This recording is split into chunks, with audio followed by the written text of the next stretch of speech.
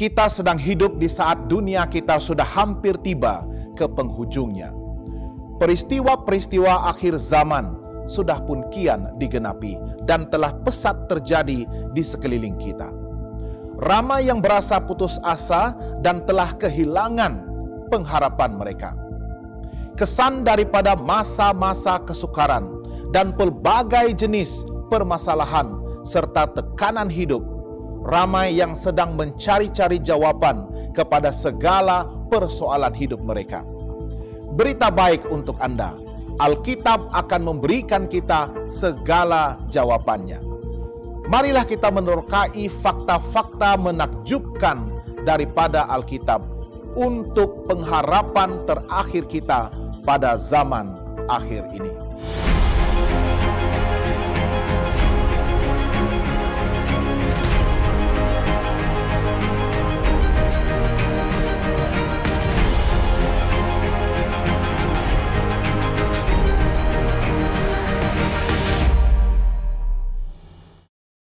Sahabat yang dikasihi, kebanyakan orang di dunia pada saat ini sedang tertipu oleh makhluk jahat yang sangat pintar dan licik dengan tujuan untuk membinasakan mereka.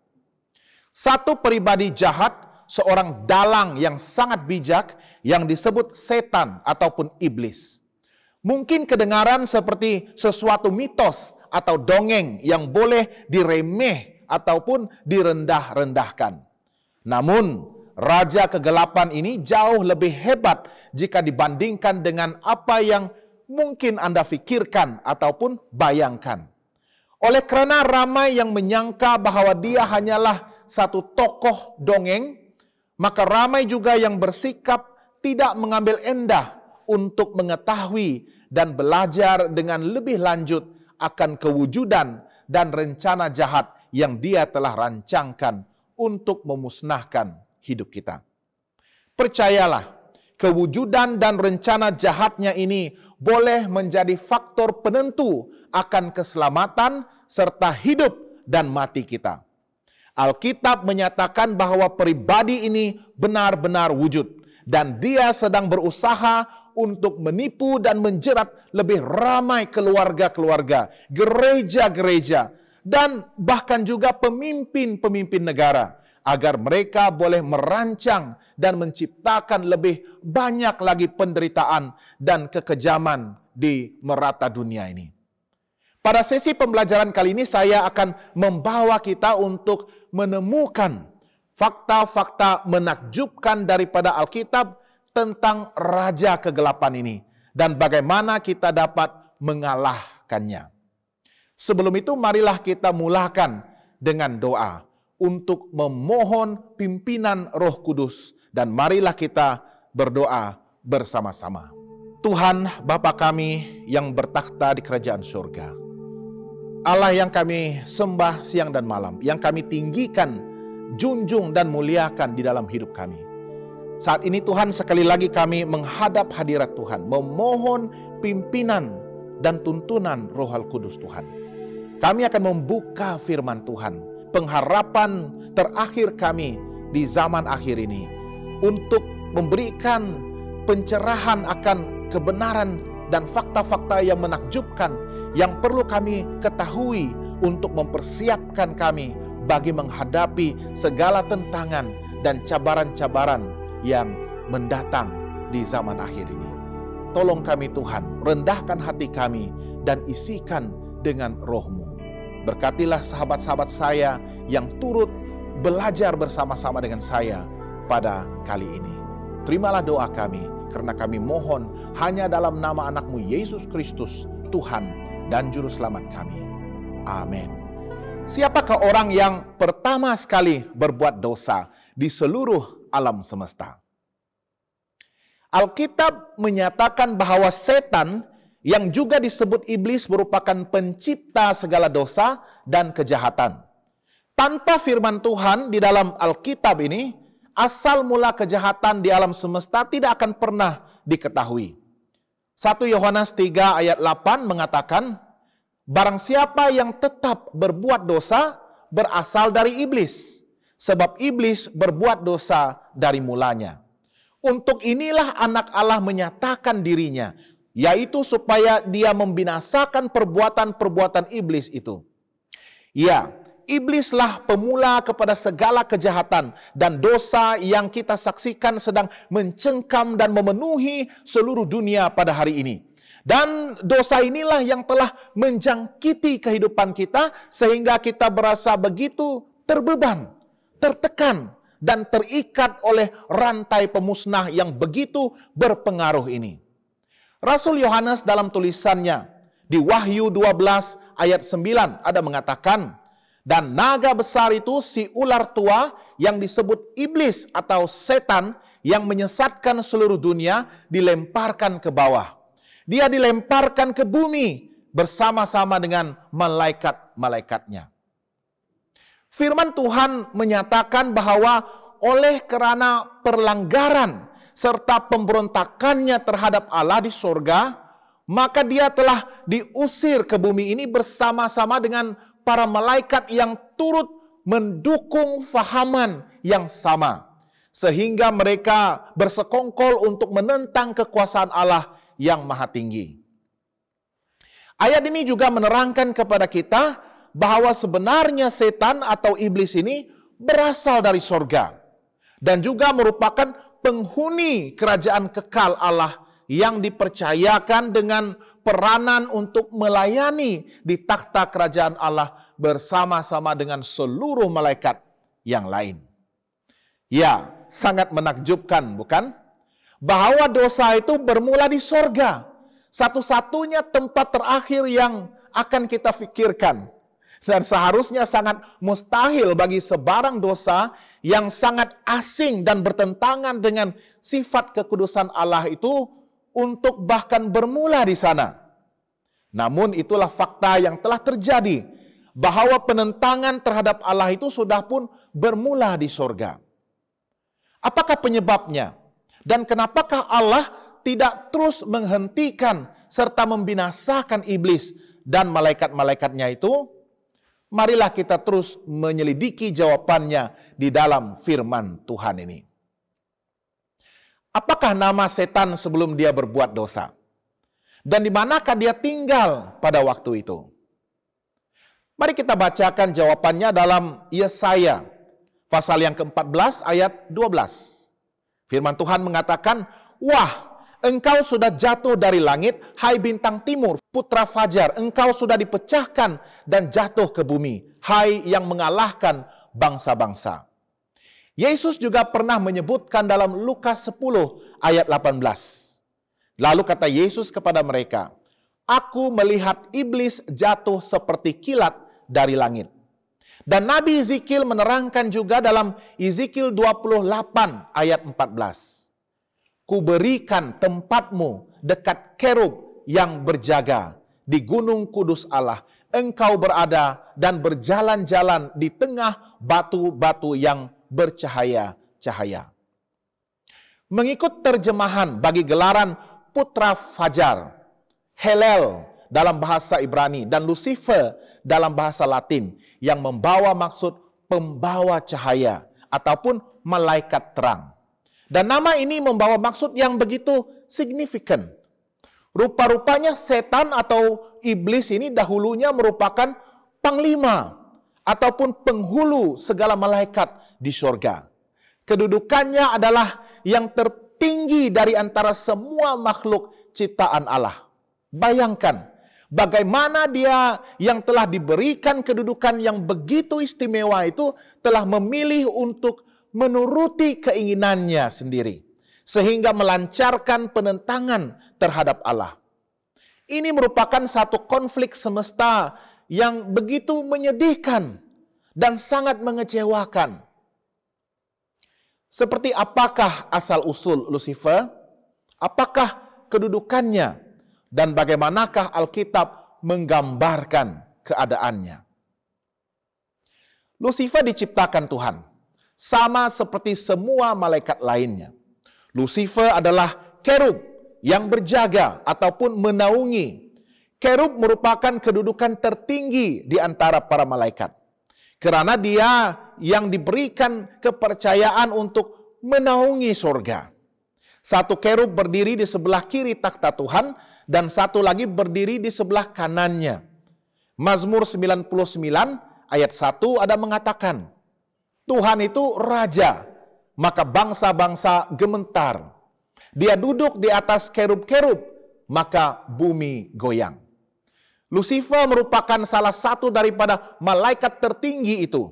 Ketampanannya begitu sempurna, kecemerlangannya sangat gah bergemerlapan.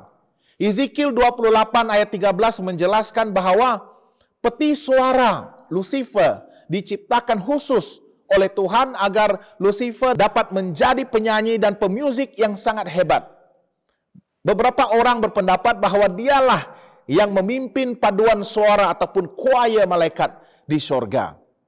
Mari kita bacakan Ezekiel 28 bermula dari ayat ke-12 sehingga ayat yang ke-15. Hai anak manusia, ucapkanlah suatu ratapan mengenai Raja Tirus, dan katakanlah kepadanya, beginilah firman Tuhan Allah. Gambar dari kesempurnaan engkau, penuh hikmat dan maha indah. Engkau di Taman Eden, yaitu Taman Allah, penuh segala batu permata yang berharga, yaspis merah, krisolit dan yaspis hijau, permata pirus, krisopras dan nefrit, lazurit, batu darah dan malakit. Tempat tatahannya diperbuat dari emas dan disediakan pada hari penciptaanmu. Kuberikan tempatmu dekat kerub yang berjaga. Di gunung kudus Allah engkau berada, dan berjalan-jalan di tengah batu-batu yang bercahaya-cahaya. Engkau tak bercela di dalam tingkah lakumu sejak hari penciptaanmu sampai terdapat kecurangan padamu. Sungguh tidak ada yang seperti Lucifer ini. Seorang malaikat Tuhan yang telah diciptakan dalam penuh kesempurnaan dan ditempatkan di dalam penuh kemewahan dan keindahan dan menjadi pemimpin ulung di atas segala malaikat lainnya. Apakah yang terjadi dengan hidup Lucifer sehingga menyeretnya ke dalam dosa? Dosa besar apakah yang kemudian dilakukannya? Alkitab berfirman dalam Ezekiel 28 ayat 17. Engkau sombong karena kecantikanmu. Hikmatmu kau musnahkan demi semarakmu. Ke bumi kau kulempar, kepada raja-raja engkau kuserahkan menjadi tontonan bagi matanya. Dan di dalam Yesaya 14 ayat 13 dan 14 menjelaskan lagi antara sebab dan punca kepada kejatuhannya. Engkau yang tadinya berkata dalam hatimu, aku hendak naik ke langit, aku hendak mendirikan takhtaku mengatasi bintang-bintang Allah, dan aku hendak duduk di atas bukit pertemuan, jauh di sebelah utara. Aku hendak naik mengatasi ketinggian awan-awan, hendak menyamai yang maha tinggi. Kesombongan, kecemburuan, ketidakpuasan, dan keinginan untuk meninggikan diri telah muncul di dalam hatinya. Lucifer telah memutuskan untuk menggulingkan Tuhan daripada takhtanya, lalu menuntut agar semua makhluk ciptaan Tuhan yang lainnya tunduk menyembah hanya kepada dirinya. Ini merupakan satu pengkhianatan yang paling parah di alam semesta. Jika kita bandingkan dengan keadaan manusia pada hari ini, kita dapat melihat dan kita juga dapat mengakui bagaimana sifat tinggi diri, hasad dengki, serta tamak dan haloba ini jugalah yang menjadi faktor dan penyebab utama kepada kejatuhan manusia ke dalam dosa. Manusia tidak pernah puas dengan segala apa yang dia telah miliki. Dan sering juga berasa tidak pernah cukup dengan segala bentuk berkat yang Tuhan telah anugerahkan di dalam hidupnya. Sifat tamak dan sombong ini sudah menjadi begitu sebati dengan keadaan manusia berdosa. Dan sekarang ini kita telah pun mengetahui dengan jelas bahwa sifat-sifat sebeginilah sebenarnya yang telah menjadi punca kepada bermulanya dosa sehingga telah merosakkan rencana indah Allah. Sahabat yang dikasihi, kenapakah ibadah atau penyembahan itu sangat penting? Karena ibadah merupakan faktor kunci di dalam pertentangan besar antara Allah dan setan. Manusia diciptakan untuk menjadi utuh serta berlimpah sukacitanya hanya apabila mereka menyembah Tuhan dengan setia, tanpa terdorong untuk menyembah makhluk yang lain. Bahkan malaikat suci pun tidak boleh disembah. Wahyu 22 ayat yang ke-8 dan 9 ada menceritakan pengalaman Yohanes ketika dia didatangi oleh malaikat Tuhan. Dan aku Yohanes, akulah yang telah mendengar dan melihat semuanya itu. Dan setelah aku mendengar dan melihatnya, aku tersungkur di depan kaki malaikat yang telah menunjukkan semuanya itu kepadaku untuk menyembahnya. Tetapi dia berkata kepadaku, jangan berbuat demikian. Aku adalah hamba sama seperti engkau dan saudara-saudaramu, para nabi dan semua mereka yang menuruti segala perkataan kitab ini. Sembahlah Allah. Setan sentiasa berusaha agar dirinya disembah. Sejak penciptaan bumi ini berabad-abad sesudahnya, sewaktu dia mencobai Yesus di padang belantara, ibadah masih lagi merupakan masalah utama. Mari kita bacakan cobaan yang dia hadapkan kepada Yesus dalam Matius 4 ayat 8 hingga 10. Dan iblis membawanya pula ke atas gunung yang sangat tinggi dan memperlihatkan kepadanya semua kerajaan dunia dengan kemegahannya. Dan berkata kepadanya, semua itu akan kuberikan kepadamu jika engkau sujud menyembah aku. Maka berkatalah Yesus kepadanya, enyahlah iblis, sebab ada tertulis, engkau harus menyembah Tuhan Allahmu dan hanya kepada Dia sahajalah engkau berbakti. Di zaman akhir ini, Tuhan sedang memanggil semua bangsa agar menyembah hanya Dia. Tuntutan Tuhan ini telah menyemarakkan lagi amarah iblis sehingga dia akan berusaha untuk memaksa manusia menyembahnya. Bahkan dengan ancaman hukuman mati.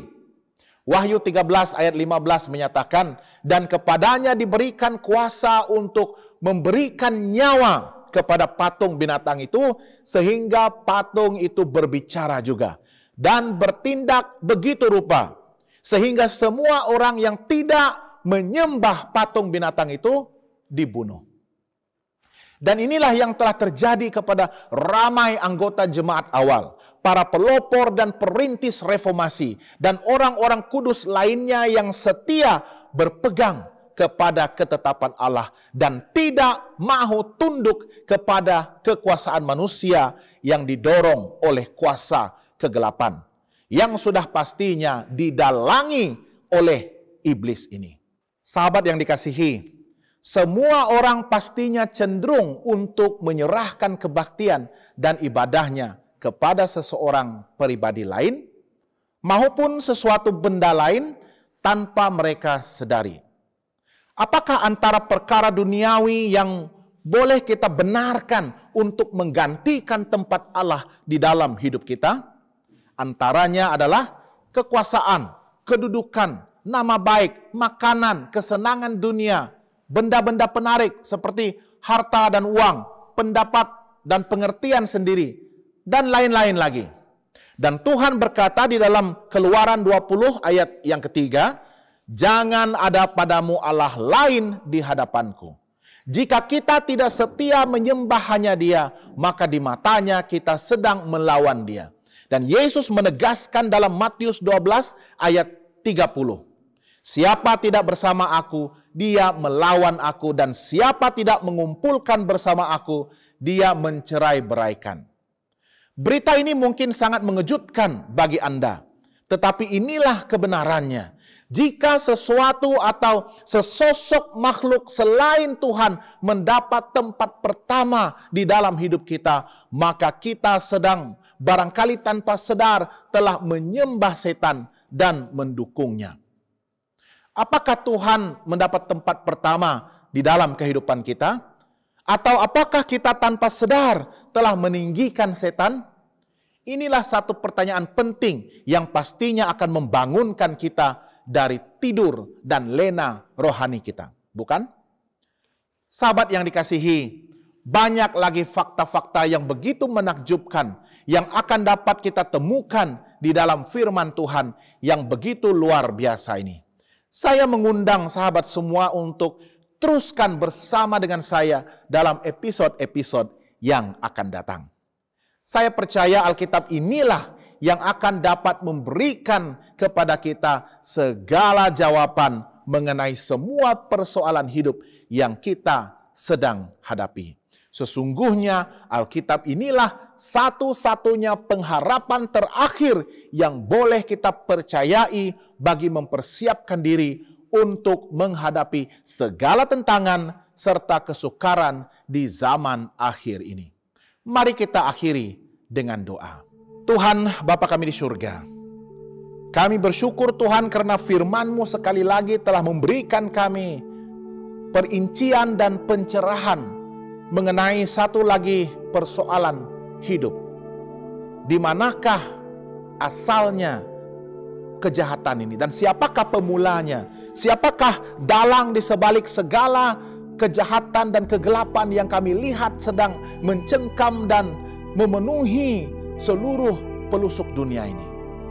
Tuhan, kami berterima kasih karena Engkau telah memberikan kami jawabannya di dalam firman. Biarlah kami sentiasa berwaspada dan sentiasa menetapkan di dalam hati kami untuk kekal setia kepada Tuhan, tanpa mengira apapun ancamannya terhadap kehidupan rohani kami. Biarlah kami akan terus setia untuk menyelidiki kebenaran-Mu, kehendak-Mu, dan juga garis panduan yang telah Engkau nyatakan di dalam firman-Mu ini untuk mematangkan kami, untuk menguatkan kami, memperkukuhkan perhubungan kami dengan Tuhan, dan seterusnya mempersiapkan kami bagi kedatangan Yesus Kristus yang kedua kali. Tolong kami Tuhan, tuntun kami dengan Roh Kudus-Mu, agar kami akan dapat membezakan yang manakah terang, yang manakah gelap, yang manakah benar, dan yang manakah palsu.